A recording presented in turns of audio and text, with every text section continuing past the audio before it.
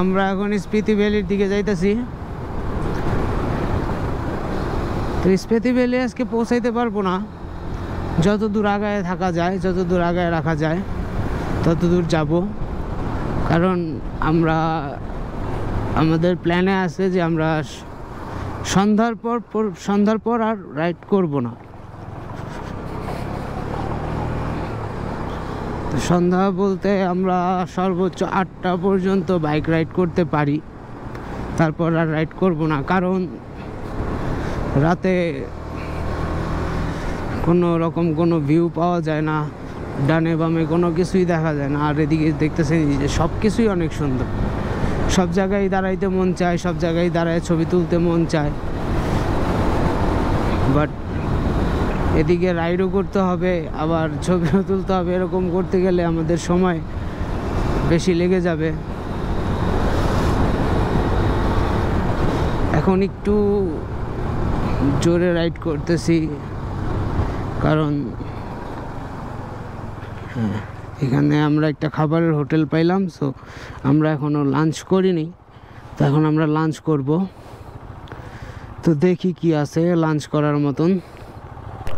এইমাত্র আমাদের খাওয়া শেষ হলো, দুপুরের লাঞ্চ। প্রায় 4:30টার উপরে বাজে। তো দুপুরের খাওয়া আমাদের শেষ হইল। এখন আমরা আবার রওনা দিলাম। তো ডান পাশে বাম পাশে পাহাড়, নদী, ডান পাশেও পাহাড়, রাস্তা, সব মিলিয়ে অনেক সুন্দর। পরিবেশটা অনেক সুন্দর,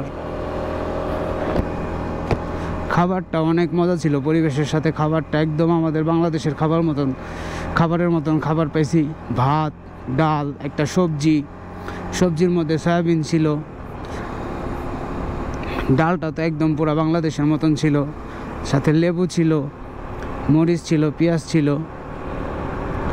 সব মিলিয়ে মানে খাবারটা একদম পুরাই বাংলাদেশিদের মতন, আমাদের মতন খাবার ছিল। আমাদের তো খুবই ভালো লাগছে, মনে হইলো যে অনেক দিন পর বাংলাদেশে আসছি, বাংলাদেশের খাবার খাইছি। তো যাই হোক, আমাদের রাইড আবার শুরু হলো। তো রাস্তাটা আসলে দেখার মতন রাস্তা, ঠিক আছে। আস্তে আস্তে আস্তে ওই দেখেন মানে দুইটা পাহাড়ের চিপায় চলে যেতেছি।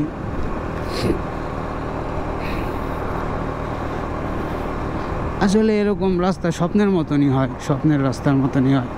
স্বপ্নই দেখি এরকম রাস্তায় বাইক চালাবো। আজকে এরকম রাস্তায় আমরাই চালাইতেছি। দেখেন মিরর, এই মিররগুলো পাহাড়ি রাস্তায় খুব দেখা যায়, ভালো লাগে। দেখতেই পারতেছেন এদিকে মাঝে মাঝে ল্যান্ডস্লাইড হয়, দেখলেই বোঝা যায়। দেখেন পাথর পড়ে আছে, রাস্তা ভাঙা, রাস্তার উপর যে পড়ছে রাস্তা নষ্ট হয়ে গেছে। এই যে এখানেও আছে, টানেল হচ্ছে একটা।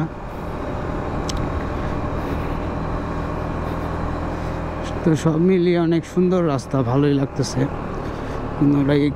কোনো রকম কোনো খারাপ লাগতেছে না।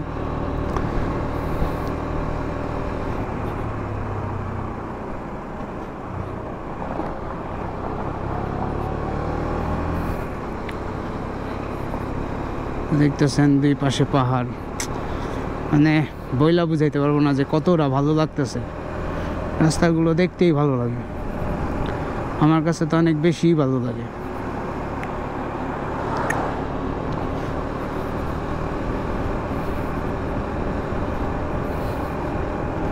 তো এখন আমি সবার আগে রাইড করতেছি। আমার পিছে সুজন ভাই, তারপরে সাফায়েত এখন বাইক রাইড করতেছে, তার পিছে সুমন ভাই আছে। একে ওভারটেক করে নেই।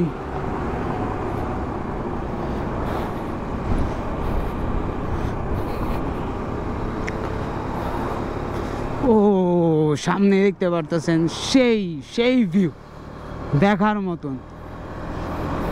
তো রোদের আলো পড়ছে, ওই পাহাড়গুলোতে মনে হয় বরফ পড়ে, মানে গ্লেশিয়ার্স থাকে সব সময়। এখন হয়তো নাই, পড়বে। দেখা যাইতেছে ওই পাহাড়টা মানে কোনো সবুজই নাই, ঘাস নাই, গাছ নাই। এ দেখেন এই সাইডে সবসময় ল্যান্ডস্লাইড হয়, তো আসেই হইতেই আছে।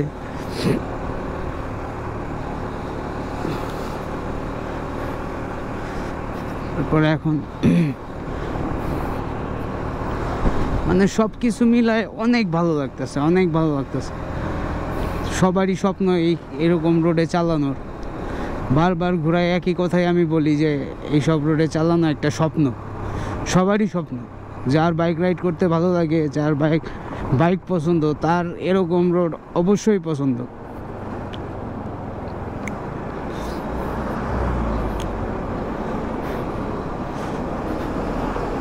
আমার তো অনেক বেশি পছন্দ, আমার অনেক ভালো লাগে।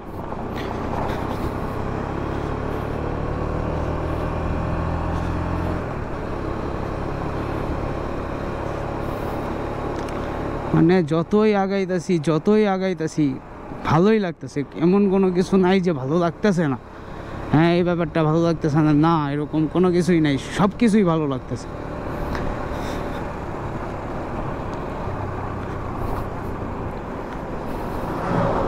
তো এখনকার মতন দেখতেই পারতেছেন ওইখানে একটু অফ রোডিং আছে, মেবি ওইখানেও ল্যান্ডস্লাইড হয়েছে। আমি অনেক ট্রাকটাকে ওভারটেক করে নিই। ট্রাকের পিছিয়ে গেলে আমার প্রচুর ধুলা খাইতে হবে, তো ধুলা খাইতে চাইতেছি না। আমি বাম দিক দিয়ে যাব।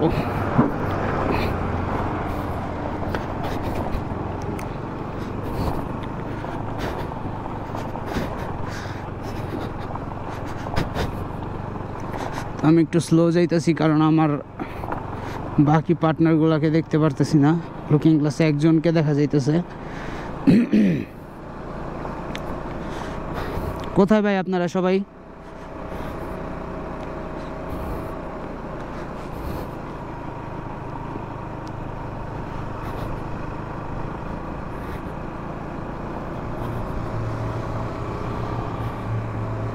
এখানে দেখেন কোন একটা কিছুর কাজ চলতেছে, বিদ্যুতের।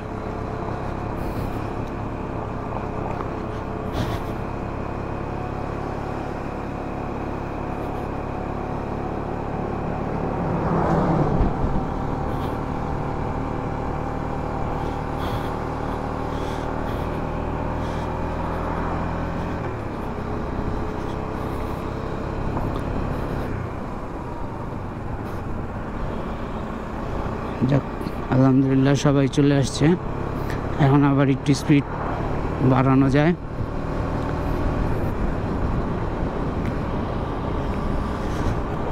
আমার বাইকেরও তেল প্রায় শেষ, এক দাগ তেল আছে, তারপর ইমার্জেন্সিতে চলে যাবে। সামনে কোনো একটা জায়গায় পাম্প দেখলে আমার বাইকে তেল ভরতে হবে। এই পর্যন্ত আমার বাইকে তেল ভরা হয়েছে 2500 টাকার, 2500 রুপি, ইন্ডিয়ান রুপি।